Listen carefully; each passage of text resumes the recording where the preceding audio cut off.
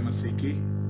मैं आशा करता हूं कि आप सभी लोग सही होंगे और आपने बड़े दिन का जो खुशी है उसको बड़े धूमधाम से मनाया होगा और यीशु मसीह के प्रेम को आपस में लोगों को दिखाया होगा। तो आज हम जिस विषय पर चर्चा करने जा रहे हैं वो विषय है यीशु मसीह के एक सच्चे शिष्य की विशेषताएं, कि अपने अनुयायियों के लिए परमेश्वर क्या प्रत्याशा करता है। इस विषय पर हम काफी समय से अध्ययन कर रहे हैं। उसी अध्ययन में हम आगे भी और कुछ बातें सीखने जा रहे हैं। तो मैं चाहूंगा आपसे कि आप इस विषय पर ध्यान दीजिए ताकि ये आपके लिए भी उपयोगी साबित हो सके जैसा ये मेरे लिए हुआ था। एक सच्चे चेले की विशेषता, हम पहले ही आपको ये चीजें बता चुके हैं कि अगर आपको ये अध्ययन गाइड आप प्राप्त करना चाहते हैं तो टॉपिकल रिसोर्सेज में यानी सामयिक संसाधनों के तहत BibleSword.net पर आप जाकर इसको ले सकते हैं और आप इसे PDF या माइक्रोसॉफ्ट वर्ड डॉक्यूमेंट के रूप में भी डाउनलोड कर सकते हैं। इससे पहले हमने मैं मसीह में कौन हूं पर एक खंड, जो पहला खंड था, उस विषय को देखा था कि परमेश्वर ने हमारे लिए यही किया है। और अब हम उन 25 विशेषताओं को देखने जा रहे हैं जिनकी परमेश्वर अपने शिष्यों से अपेक्षा करता है यानी उम्मीद करता है। और प्रियो, ये जो विषय है ये मुख्य रूप से लूका की पुस्तक से लिया गया है। जी हाँ, पहला विषय हम देखने जा रहे हैं वो ये है कि एक शिष्य ने बपतिस्मा लिया है। जी हाँ, यदि आप लूका की पुस्तक को खोलेंगे तो वहां पे 3 अध्याय के 21 और 22 पद में इस प्रकार से लिखा है, जब सब लोगों ने बपतिस्मा लिया और यीशु भी बपतिस्मा लेकर प्रार्थना कर रहा था तो आकाश खुल गया और पवित्र आत्मा शारीरिक रूप में कबूतर की नाई उस पर उतरा और यह आकाशवाणी हुई कि तू मेरा प्रिय पुत्र है, मैं तुझसे प्रसन्न हूं। जी हाँ, ये यीशु मसीह के विषय में ये भाग बताया गया है कि यीशु मसीह ने ही स्वयं बपतिस्मा लेकर हमारे लिए एक नमूना या हमारे लिए एक उदाहरण देंगे। तो पहला सवाल हमारा ये उठता है कि यीशु ने बपतिस्मा क्यों लिया? यीशु मसीह तो निष्पाप था, तो उसको बपतिस्मा लेने की क्या आवश्यकता थी? अगर आप इस सवाल पर गौर करें, मनन करें, तो आप पाएंगे कि ये यीशु मसीह यूहन्ना की सेवकाई के लिए अपना समर्थन दिखा रहा था कि जो कुछ वो कर रहा है वो परमेश्वर पिता की ओर से वो करता है। दूसरी बात हम देख रहे हैं कि उसने अनुसरण करने के लिए हमें ये एक उदाहरण दिया है। कहने का मतलब कि जैसा यीशु मसीह ने स्वयं किया वैसे ही उस उदाहरण का मुझे और आपको यानी जितने भी मसीही भाई बहन हैं सब लोगों को इस उदाहरण का पालन करना है। तीसरा हमने देखा कि ये सभी लोगों तक उद्धार का संदेश पहुंचाने के लिए उनके सार्वजनिक सेवकाई का उद्घाटन करना था।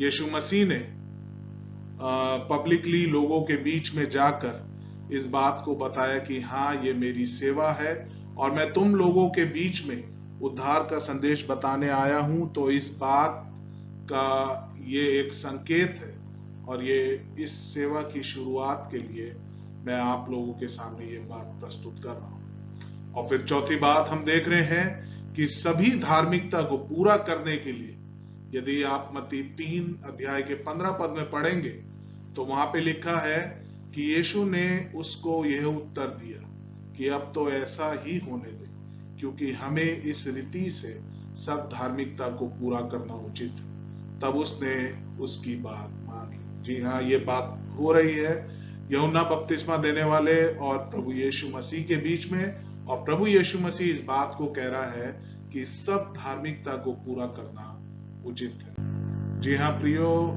हम इस विषय में और भी बातें देख रहे हैं कि अगला सवाल ये आता है कि यीशु के शिष्यों को बपतिस्मा क्यों लेना चाहिए?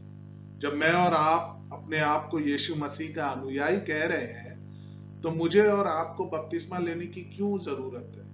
क्यों ये हमारे लिए ये लेना हमको चाहिए या क्यों इसको आवश्यक हमें मसीही जीवन में मानना चाहिए?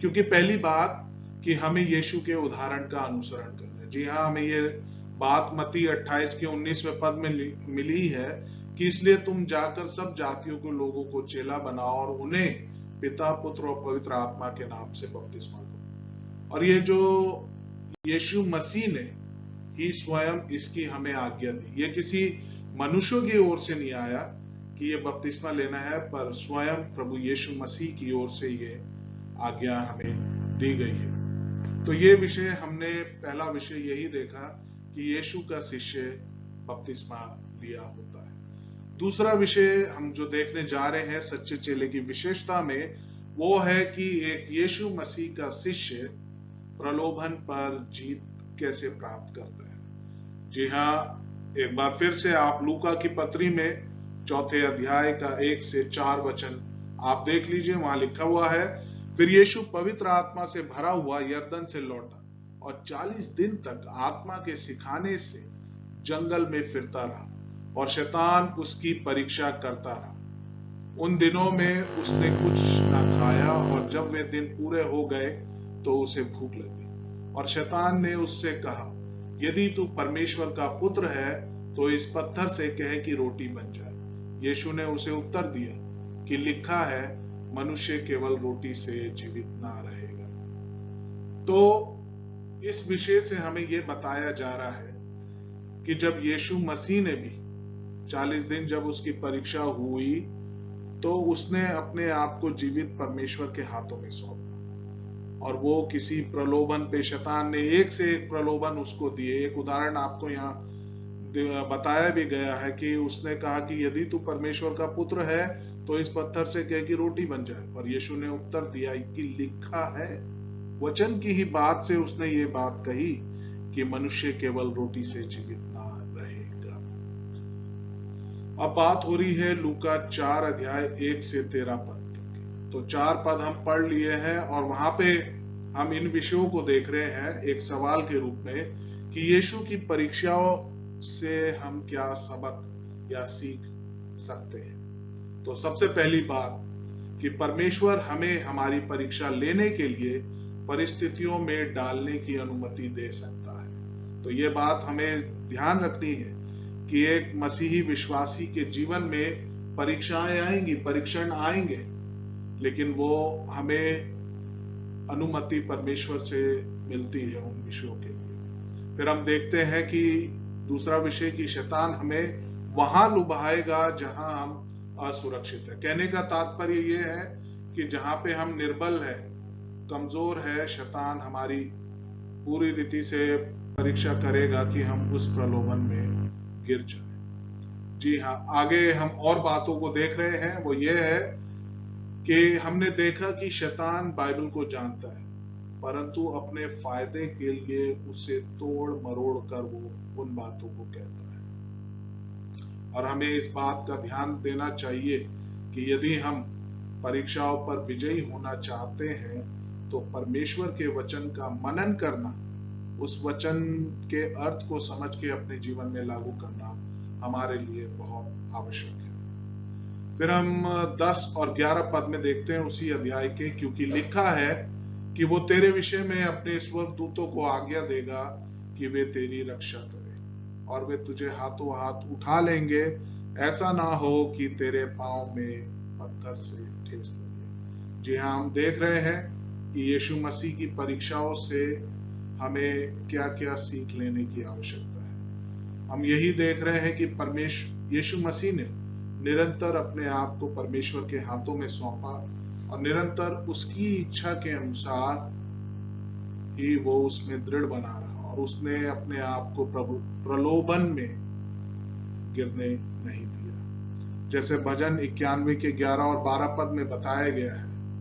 क्योंकि वो अपने दूतों को तेरे निमित्त आज्ञा देगा कि जहां कहीं तू जाए वे तेरी रक्षा करें, वे तुझको हाथों हाथ उठा लेंगे, ऐसा ना हो कि तेरे पांव में पत्थर से ठेस लगे। आप देख सकते हैं कि शैतान कैसे बड़ी चतुराई से उस वचन को तोड़ मरोड़ देता है। और जबकि हम जानते हैं कि परमेश्वर का वचन पूर्णता से सत्य है और यीशु मसीह ने भी हमें इस बात को दिखाया है कि हमें कैसे उस सत्य वचन में बने रहना है। जी हाँ प्रियो, हम इसी विषय पर आगे निरंतर बढ़ते हैं। अब हम आगे देख रहे हैं कि हम प्रलोभन पर हम कैसे जीत सकते हैं, कि कहने का मतलब कि हम परीक्षाओं पर, प्रलोभन पर कैसे विजयी हो सकते हैं। तो सबसे पहली और अहम बात है वो है कि हमें बाइबल को जानने की जरूरत है। अगर हम बाइबल को नहीं जानेंगे तो हमें नहीं मालूम होगा कि कैसे हम परीक्षाओं और परीक्षणों पर विजयी हो सकते हैं। तो सबसे पहली बात बाइबल के संबंध में वो है यहोशू 1 अध्याय के 8 पद के अनुसार, व्यवस्था की यह पुस्तक तेरे चित्त से कभी ना उतरने पाए, इसी में दिन रात ध्यान दिए रहना, इसलिए कि जो कुछ उसमें लिखा है उसके अनुसार करने की तू चौकसी करे, क्योंकि ऐसा ही करने से तेरे काम सफल होंगे और तू प्रभावशाली होगा। जी हाँ, इसमें भी बाइबल के अहमियत को बताया गया है कि इसी में दिन रात ध्यान देना है। कहने का मतलब कि हमें मनन करना है, चिंतन करना है, और आगे कह रहा है कि जो कुछ उसमें लिखा है उसके अनुसार तू करने की चौकसी करे, कि हमें उन सारी चीजों को सावधानी के साथ, चौकसी के साथ पूर्णता से करना है। फिर आगे भजन संहिता 119 9 से 11 पद में भी एक दाऊद इस भजन में कह रहा है कि जवान अपनी चाल को किस उपाय से शुभ रखे, और उसका जवाब बिल्कुल स्पष्ट है आगे, तेरे वचन के अनुसार सावधान रहने से। मैं पूरे मन से तेरी खोज में लगा हूं, मुझे तेरी आज्ञाओं की बाट से भटकने न दे। और 11 पद में, मैंने तेरे वचन को अपने हृदय में रख छोड़ा है कि तेरे विरुद्ध पाप न करूं। जी हाँ प्रियो, ये हमारे लिए बहुत जरूरी है कि परमेश्वर के वचन को जब हम अध्ययन करते हैं, उसके अनुसार चलते हैं, तो ये हमारी सहायता करता है कि हम बाइबल की सच्चाइयों पर निरंतर बने रहें। फिर आगे हम देखते हैं कि हम प्रलोभन पर जीत कैसे प्राप्त कर सकते हैं। हमें परमेश्वर की प्रतिज्ञाओं को जानना चाहिए, और यह प्रतिज्ञा स्पष्ट रूप से 1 कुरिन्थियों 10 अध्याय के 13 पद में दी गई है। वहां पे इस प्रकार से बताया गया है कि तुम किसी ऐसी परीक्षा में नहीं पड़े जो मनुष्य के सहने से बाहर है, और परमेश्वर सच्चा है, वह तुम्हें सामर्थ से बाहर परीक्षा में न पड़ने देगा, वरन परीक्षा के साथ निकास भी करेगा कि तुम सह सको। जी हाँ, ये परमेश्वर की प्रतिज्ञा है। उसने कहा है कि चाहे हम कैसी भी परीक्षा में हो, तो वो परीक्षा, वो हमारी सीमाओं को जानता है, और वो हमें उससे बाहर, उन सीमाओं के बाहर परीक्षा में पढ़ने ना देगा, लेकिन परीक्षा से निकलने का वो रास्ता भी दे सकेगा। जी हाँ प्रियो, ये बहुत ही खूबसूरत प्रतिज्ञा परमेश्वर ने अपने लोगों को दी है। फिर उसमें हम ये भी बात सीखते हैं कि हमें मसीह में बने रहने की आवश्यकता है। जी हाँ, ये मसीही जीवन के लिए बहुत ही अहम बात है। 1 यूहन्ना 3 अध्याय के 6 पद में इस प्रकार से लिखा है कि जो कोई उसमें बना रहता है वो पाप नहीं करता, और जो कोई पाप करता है उसने ना तो उसे देखा है और ना उसे जाना है। बिल्कुल स्पष्ट बात है कि एक मसीही व्यक्ति एक मसीही जीवन में निरंतर पाप नहीं करता रहता, और यदि वो पाप कर रहा है तो वो मसीह यीशु का शिष्य नहीं। जी हाँ प्रियो, इन बातों को हम हल्के में बिल्कुल भी ना ले, और इस वचन के अनुसार हम वैसा ही करें। जैसा 1 यूहन्ना 3 अध्याय के 9 पद में भी वो कह रहा है कि जो कोई परमेश्वर से जन्मा है वो पाप नहीं करता, क्योंकि उसका बीज उसमें बना रहता है, और वो पाप कर ही नहीं सकता क्योंकि परमेश्वर से जन्मा है। यहाँ पे आया है उसका बीज उसमें बना रहता है। कहने का मतलब कि यहाँ पे उसका बीज यानी पवित्र आत्मा उसमें बना रहता है, और वो पाप कर ही नहीं सकता। और ये बात बिल्कुल सत्य है कि यदि यीशु मसीह हमारे जीवन में, पवित्र आत्मा हमारे जीवन में है, स्वयं परमेश्वर हमें वास करता है, तो हम पाप नहीं कर सकते। आगे इसी विषय पर हम अपने ध्यान को बनाए रखेंगे कि प्रलोभन का सामना करने पर हमें तुरंत प्रार्थना करने की आवश्यकता है। मसीही जीवन में प्रार्थना एक बहुत ही अहम बात है, और इसीलिए हमें यह ध्यान देना है कि यीशु मसीह ने जो हमें उदाहरण दिए हैं उन्हीं उदाहरणों का हमें पालन करना है। जैसे 2:18 में बता रहा है इब्रानियों की पत्री में, क्योंकि जब उसने परीक्षा की दशा में दुख उठाया तो वो उनकी भी सहायता कर सकता है जिनकी परीक्षा होती है। और इसीलिए हमें ध्यान देना है कि यीशु मसीह ने भी जब वो परीक्षाओं से होकर गुजरा तो उसने भी क्या किया, अपने आप को परमेश्वर पिता के हाथ में सौंपा, और सौंपने के बाद फिर वो हमें इसी बात का आश्वासन देता है, इस बात का हमें धीरज दे रहा है कि हम भी परीक्षा की दशा में जब दुख उठाते हैं तो वो हमारी सहायता करता है। और बहुत खूबसूरत बात इब्रानियों की पत्री 4 के 15 और 16 पद में लिखी, क्योंकि हमारा ऐसा महायाजक नहीं जो हमारी निर्बलताओं में हमारे साथ दुखी ना हो, वरन वो सब बातों में हमारी नाई परखा तो गया तो भी निष्पाप निकला। इसलिए आओ हम अनुग्रह के सिंहासन के निकट हियाव बांधकर चले कि हम पर दया हो और वो अनुग्रह पाए जो आवश्यकता के समय हमारी सहायता करे। जी हाँ प्रियो, ये वचन अपने आप में हमें ये बताता है कि हम परीक्षा पर कैसे जय हो सकते हैं, कैसे विजयी हो सकते हैं, क्योंकि हमारा जो महायाजक है यीशु मसीह है ना, वो हमारी नाई परीक्षाओं में पड़ा, लेकिन वो सब बातों में क्या निकला, निष्पाप निकला। इसीलिए अब हमें ये हियाव होता है, अब हमें ये कॉन्फिडेंस है, ये भरोसा है कि जब हम उसके पास जाएंगे, उस अनुग्रह के सिंहासन के पास जाएंगे, तो वो अनुग्रह पाएंगे जो आवश्यकता के समय हमारी सहायता करेंगे। जी हाँ प्रियो, ये बहुत अच्छी प्रतिज्ञा परमेश्वर हमें दे रहा है। फिर हम देख रहे हैं आगे इसी विषय पर कि हम जानते हैं कि परमेश्वर ने हमें अपने दिव्य सामर्थ और दिव्य स्वभाव दिया है। जैसा 2 पत्रस 1 अध्याय 3 और 4 पद इस प्रकार से कह रहा है, क्योंकि उसके ईश्वरीय सामर्थ ने सब कुछ जो जीवन और भक्ति से संबंध रखता है हमें उसी की पहचान के द्वारा दिया है, जिसने हमें अपनी ही महिमा और सद्गुण के अनुसार बुलाया है, जिनके द्वारा उसने हमें बहुमूल्य और बहुत ही बड़ी प्रतिज्ञाएं दी है, ताकि इनके द्वारा तुम उस सड़ाहट से छूटकर जो संसार में बुरी अभिलाषाओं से होती है ईश्वरीय स्वभाव के संभागी हो जाए।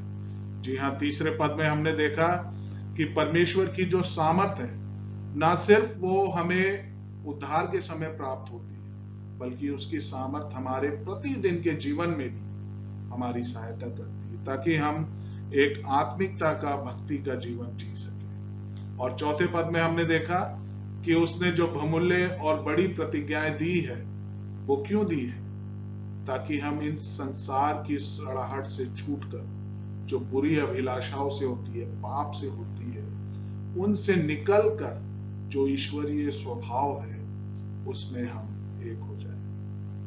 फिर आखिरी बात हम ये देख रहे हैं फिलिपियों 4 के 8 पद के अनुसार का उपयोग करके हम जो देखते हैं, सुनते हैं, करते हैं, उसे फिल्टर करने की आवश्यकता है। कहने का मतलब कि उसके द्वारा हमें छानने की, साफ होने की आवश्यकता है।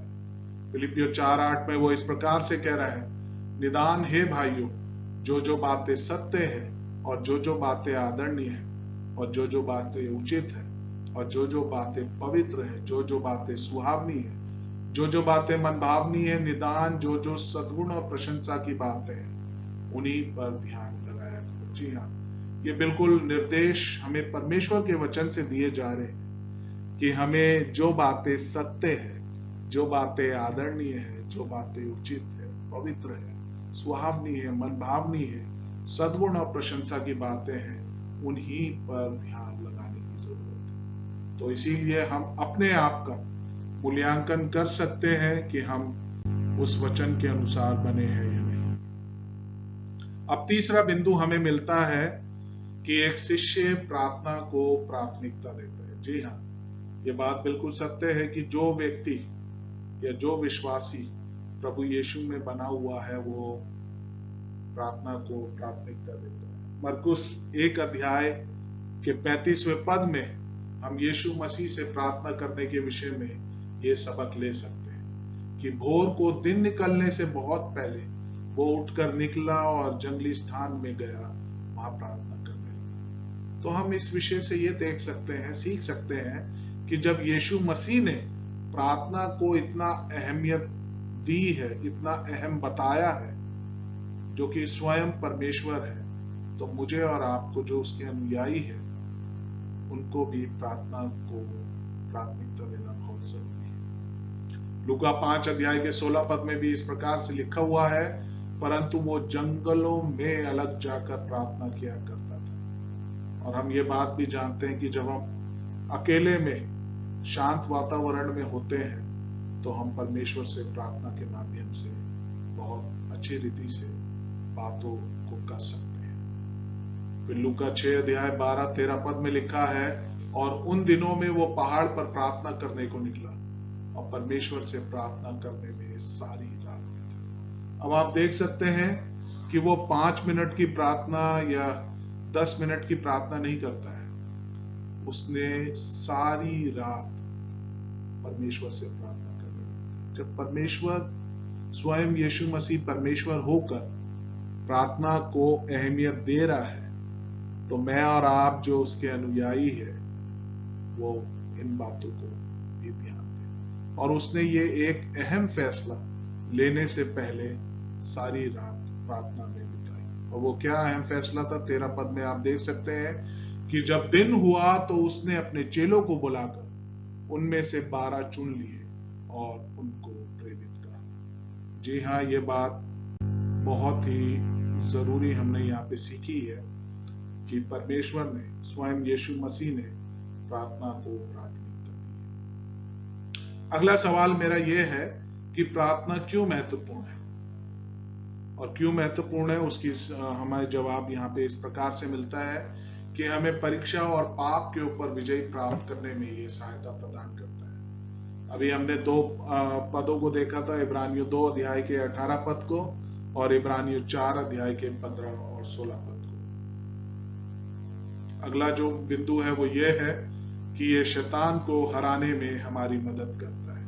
ये शैतान के खिलाफ हमारा प्रमुख हथियार है। जी हाँ, हमें इसको ध्यान देना है कि हम कैसे उस पर विजयी हो सकते हैं, शैतान पर, कि हमें प्रार्थना में परमेश्वर की ओर से वो सारे साधन प्राप्त होते हैं जिसका हम उपयोग करके शैतान पर विजयी हो सकते हैं।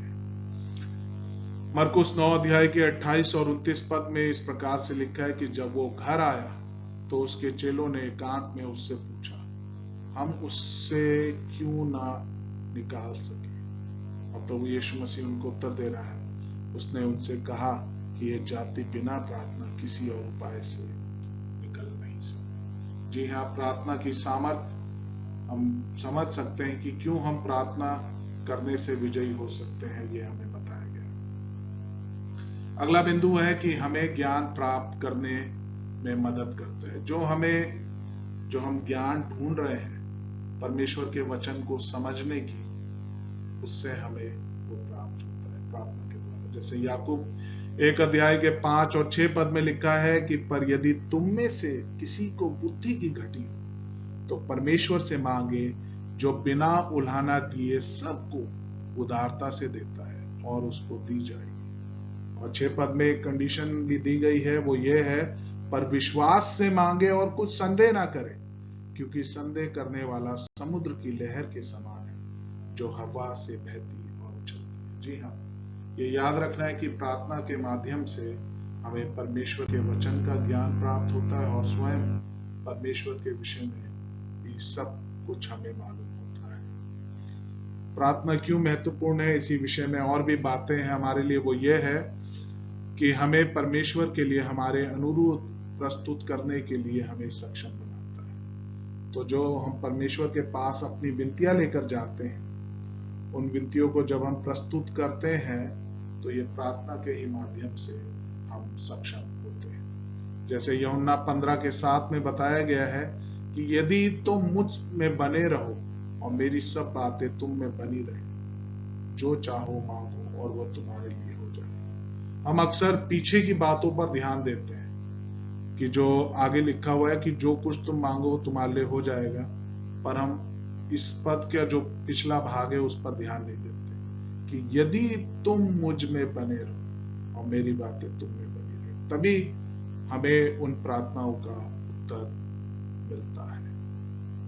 आगे हम देख रहे हैं, इसलिए हमें चिंता नहीं है। जैसे फिलिपियो 4 के 6 और 7 पद में बताया गया है कि किसी भी बात की चिंता मत करो, पर हर एक बात में तुम्हारे निवेदन, प्रार्थना और विनती के द्वारा धन्यवाद के साथ परमेश्वर के सम्मुख उपस्थित किए जाए।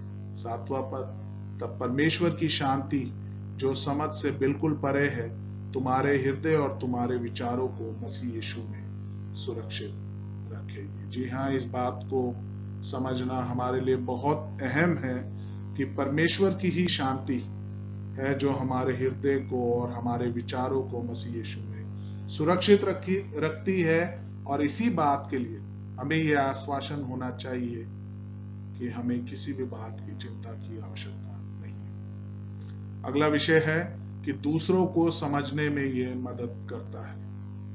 तो वो कैसे करता है? कुलुसियों 1 अध्याय के 9 और 10 पद में इस प्रकार से बताया गया है, इसलिए जिस दिन से यह सुना है हम भी तुम्हारे लिए प्रार्थना करने और विनती करने से नहीं चूकते कि तुम सारे आत्मिक ज्ञान और समझ सहित परमेश्वर की इच्छा की पहचान में परिपूर्ण हो जाए। ये पौलुस कुलुसियों की कलीसिया के लोगों के लिए कह रहा है कि जिस दिन से हमने ये सुना है तुम्हारे लिए प्रार्थना विनती करने से हम नहीं चूकते कि तुम सारे आत्मिक ज्ञान और समझ सहित परमेश्वर की इच्छा की पहचान में परिपूर्ण हो जाए। हम कितनी बार अपने लोगों के लिए इस प्रकार की प्रार्थना करते हैं। तो ये हमारे लिए भी एक समझने के लिए जरूरी बात है कि जब हम दूसरों के लिए प्रार्थना करते हैं तो हम इसी बात को ध्यान रखें कि हम उनके आत्मिक ज्ञान और समझ को जो प्रभु यीशु मसीह की इच्छा की पहचान में है उसके अनुसार ही हम करें। और क्यों करें? ताकि तुम्हारा चाल चलन प्रभु के योग्य हो और वो सब प्रकार से प्रसन्न हो, तुम में हर भले कामों का फल लगे और परमेश्वर की पहचान में बढ़ते जाओ। जी हाँ, परमेश्वर की पहचान में बढ़ने का ही यही एक तरीका है। हम उसको कैसे समझेंगे, कैसे जानेंगे? जब हम प्रार्थना में अपने समय को व्यतीत करेंगे, हमारा चाल चलन प्रभु के योग्य होगा और हम सब प्रकार से उसको प्रसन्न भी करेंगे। जी हाँ, एक मसीही विश्वासी का जीवन ऐसा ही होना चाहिए कि वो अपने सब कामों में परमेश्वर पिता को प्रसन्न करने वाला हो। अब हम इस विषय में भी एक बात को और देखते हैं कि यदि हम चाहते हैं कि हमारी प्रार्थनाओं का उत्तर हमें मिले, यानी सफल प्रार्थनाओं के लिए क्या क्या हमें शर्त दी गई है। सबसे पहली बात कि हमें बाइबल के दैनिक अध्ययन के माध्यम से मसीह में बने रहने की आवश्यकता है और जो हम सीखते हैं उसे अपने जीवन में लागू करने की आवश्यकता है। पहली बात है कि हमें यह ध्यान रखना है कि हम प्रतिदिन परमेश्वर के वचन का अध्ययन करें और जो बातें परमेश्वर के वचन में सच्चाई लिखी हुई है उन्हें अपने जीवन में लागू करें। जैसे यूहन्ना 15:7 में बताया गया है कि यदि तुम मुझ में बने रहो और मेरी बातें तुम में बनी रहे तो जो चाहो मांगो वो तुम्हारे लिए हो जाएगा। जैसे हमने पिछले भाग में भी हमने देखा कि हम अक्सर जो आगे लिखी हुई बात है उस पर ध्यान देते हैं कि हम परमेश्वर से मांगते हैं ये दे दे वो दे दे, लेकिन हम पीछे की बातों पर ध्यान नहीं देते कि हम उसमें बने हुए है या नहीं है और उसकी बातें हम में है या नहीं। तो इन बातों पर भी प्रियो हमें ध्यान देने की अति आवश्यकता है। फिर अगला है कि हमें यह स्वीकार करने की आवश्यकता है कि हम चाहते हैं कि परमेश्वर की इच्छा पूरी हो, है ना, अपनी इच्छा को पूरी करने के लिए नहीं, परंतु परमेश्वर की इच्छा को पूरी करने के लिए हमें प्रार्थना का उत्तर मिलता है। पहला यूहन्ना 5 अध्याय के 14 और 15 पद में लिखा है, और हमें उसके सामने जो हियाव होता है वो ये है कि यदि हम उसकी इच्छा के अनुसार कुछ मांगते हैं तो हमारी सुनता है। और जब हम जानते हैं कि जो कुछ हम मांगते हैं वो हमारी सुनता है तो ये भी जानते हैं कि जो कुछ हमने उससे मांगा है वो पाया है। जी हाँ, ये हमें याद रखने की आवश्यकता है कि हमें परमेश्वर की ही इच्छा उन चीजों को मांगना है ना, ये नहीं कि हमें अपने मतलब के लिए या अपने स्वार्थ को पूरा करने के लिए हमें ऐसा करना है। हम आगे देख रहे हैं कि हमें सही रवैया अपनाने की जरूरत है। सही रवैया यानी कि सही अपने हृदय के साथ परमेश्वर के पास जाए, और वो हमारा हृदय तो जानता ही है। तो उसके लिए दूसरा इतिहास 7:14 में बताया गया है कि तब यदि मेरी प्रजा के लोग जो मेरे कहलाते हैं दीन होकर प्रार्थना करे और मेरे दर्शन के खोजी होकर अपनी बुरी चाल से फिरे, तो मैं स्वर्ग में से सुनकर उनका पाप क्षमा करूंगा और उनके देश को जो कर त्यों कर दूंगा। इजरायली लोग जो परमेश्वर की निज प्रजा थी, उनके लिए वो कह रहे हैं कि यदि वो दीन होकर प्रार्थना करें, दीन होना हमारे लिए आवश्यक है, और मेरे दर्शन के खोजी रहे, है ना।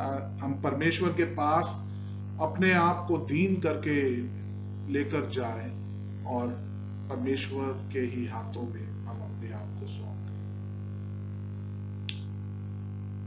फिर हम देख रहे हैं कि हमें अपने पूरे दिल से परमेश्वर के उत्तर की तलाश करने की आवश्यकता है, पूरे दिल के साथ, आधे अधूरे मन से नहीं, आधे अधूरे दिल से नहीं, है ना। जैसे यिर्मयाह 29:13 में बताया गया है कि तुम मुझे ढूंढोगे और पाओगे, क्योंकि तुम अपने संपूर्ण मन से मेरे पास आओगे।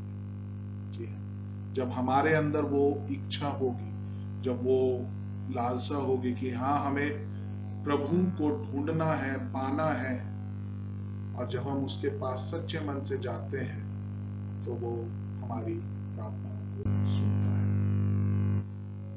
सफल प्रार्थनाओं के लिए और भी शर्त है, वो ये है कि हमें विश्वास के साथ मांगने की जरूरत है। जैसे मरकुस 11:24 में बताया गया है, इसलिए मैं तुमसे कहता हूं कि जो कुछ तुम प्रार्थना करके मांगो तो प्रतीति कर लो कि तुम्हें मिल गया और तुम्हारे लिए हो जाएगा। अक्सर हम अपनी प्रार्थनाओं में संदेह ला देते हैं, तो वो हमें प्रियो लाने की आवश्यकता नहीं है, क्योंकि वचन कह रहा है कि जो कुछ तुम प्रार्थना करके मांगो तो प्रतीति कर लो कि तुम्हें मिल गया, वो तुम्हारे लिए हो जाएगा। तो विश्वास के साथ मांगने की हमें जरूरत है।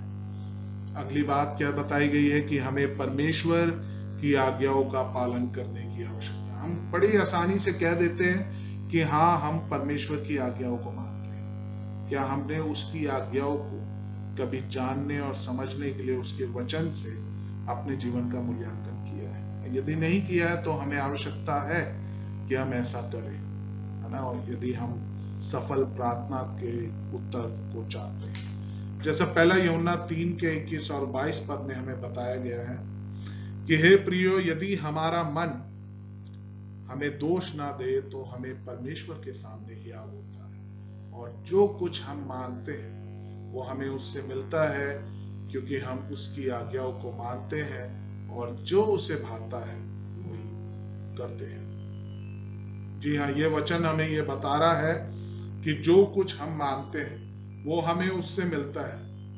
वहां पे आगे बताया क्योंकि हम उसकी आज्ञाओं को मानते हैं और जो उसे भाता है वही करते हैं। प्रियो, हमें ये बात ध्यान देने की आवश्यकता है कि हमें परमेश्वर की आज्ञाओं को पूरे दिल से मानना, आधे अधूरे मन से हमें नहीं करना है, क्योंकि आधे अधूरे मन से करना यानी वो ना करने के बराबर है। तो इसीलिए हमें ध्यान देना है कि सफल प्रार्थनाओं के लिए हमें ऐसा करना है। जी हाँ, और बहुत ही अहम बात सफल प्रार्थना के लिए कि हमें अपने जीवन में पाप नहीं करना है। अगर आप वचन को खोलेंगे, निरंतर आपको इस बात को बताया गया है कि एक मसीही जीवन में पाप नहीं होना चाहिए। जैसे भजन 66:18 में बताया गया है कि यदि मैं मन में अनर्थ बातें सोचता हूं तो प्रभु मेरी नहीं सुनते। जी हाँ, यदि मेरे अंदर पाप होगा, मेरे मन में दूसरी बातें होगी जो परमेश्वर को प्रसन्न नहीं करती है, तो मेरी प्रार्थनाओं का उत्तर नहीं मिलता है। अगला है कि हम अपनी स्वार्थी इच्छाओं की मांग नहीं कर सकते। अक्सर हमारी प्रार्थनाएं बड़े स्वार्थ रीति से होती है ना। जैसे याकूब 4:3 में लिखा हुआ है कि तुम मांगते हो और पाते नहीं, इसलिए कि बुरी इच्छा से मांगते हो ताकि अपने भोग विलास में उड़ा। जी हाँ प्रियो, ध्यान देना है इस बात को कि जब हम परमेश्वर के पास जाते हैं तो अपनी इच्छा के लिए नहीं, अपने भोग विलास के लिए नहीं, लेकिन जो सचमुच में परमेश्वर की इच्छा है उसी के अनुसार हमें मांगना है।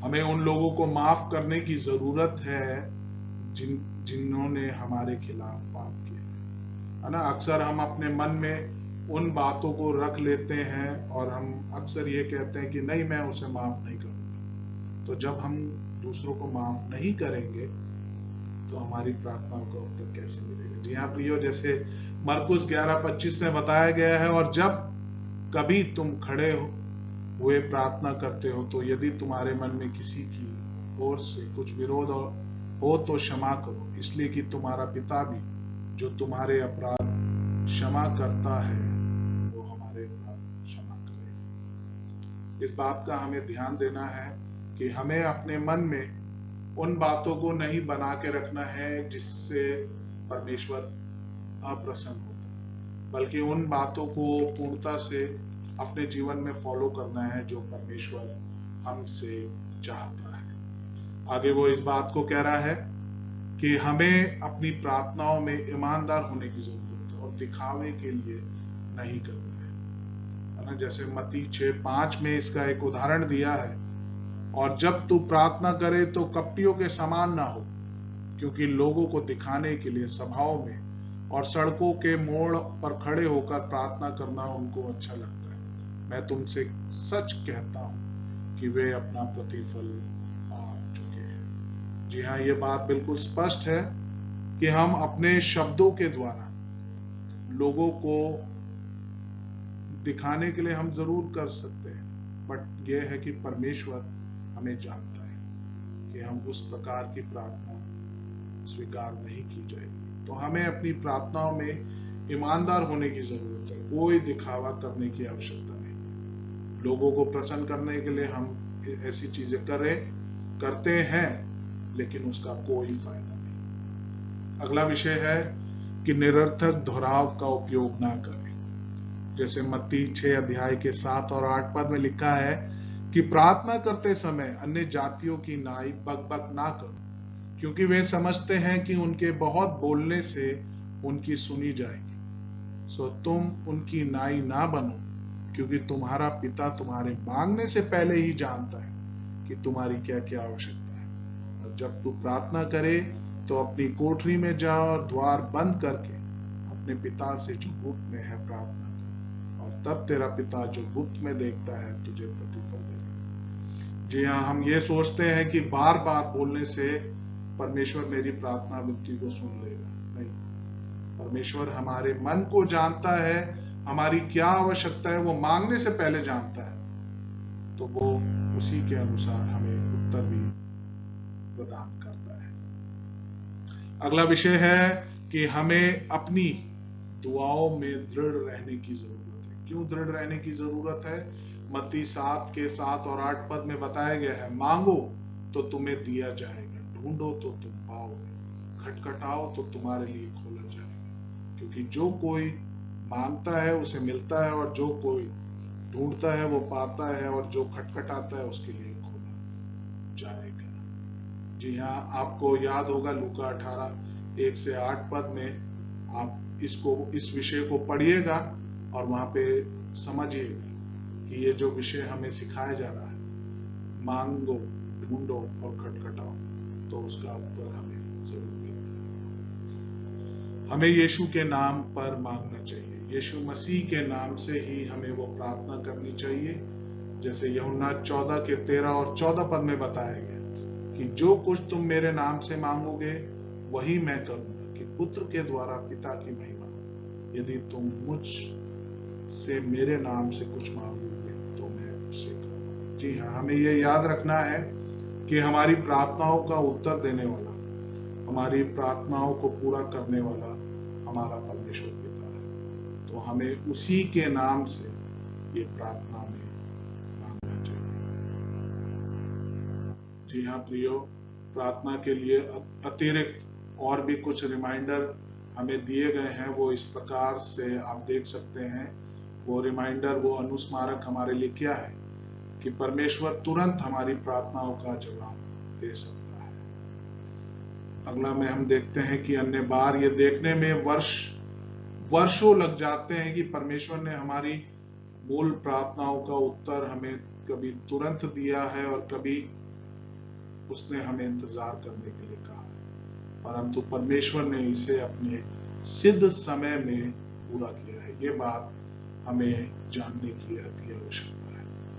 फिर हम देखते हैं कि परमेश्वर के वफादार आज्ञाकारी बच्चों के लिए वो हमारी प्रार्थनाओं को सुनेगा और हमारी प्रार्थनाओं को उत्तर देगा। जैसा यशाया 65 अध्याय के 24वें पद में बताया गया है कि उनके पुकारने से ही पहले मैं उनको उत्तर दूंगा और उनके मांगते ही मैं उनकी सुन लूंगा। है ना, हम इस बात के लिए निराश ना हो कि परमेश्वर मेरी प्रार्थनाओं का उत्तर क्यों नहीं दे रहे, लेकिन हमें यह याद रखना है कि हमारी प्रार्थनाओं का उत्तर परमेश्वर कभी हमें तुरंत भी देता है, कभी इंतजार करने को भी कहता है, और लेकिन हमें हमारी प्रार्थना करने से पहले वो जानता है कि हम उससे क्या मांगते हैं। तो इन सारे विषयों को हम ध्यान रखें कि परमेश्वर अपने सच्चे चेलों से क्या उम्मीद कर रहा है। तो अभी तक हमने इस विषय पर देखा कि एक शिष्य है, एक चेला है, वो बपतिस्मा लेता है। उसी में आगे हमने देखा कि प्रलोभन या परीक्षा पर शिष्य की जीत होती है, और तीसरा बिंदु कि एक शिष्य प्रार्थना को प्राथमिकता देता है। और इन सभी जानकारियों के लिए मैं आपको बार बार कह रहा हूं कि BibleSword.net पर जाकर आप इस अध्ययन गाइड को टॉपिकल स्टडीज में यानी सामयिक अध्ययन में आप इसको ले सकते हैं। तो ये अभी इस विषय में और भी सारी बातें हैं जो हम धीरे धीरे करके अध्ययन करते जाएंगे। तो आगे के अध्ययन में हम और भी बातें देखेंगे कि यीशु के एक सच्चे शिष्य की विशेषताएं क्या है। परमेश्वर आप सबको इन शिक्षाओं के द्वारा आशीषित करे, और जहां कहीं भी आप सेवा कर रहे हैं वचन के द्वारा, उसमें भी वो आपको आशीषित करे। जय मसीह।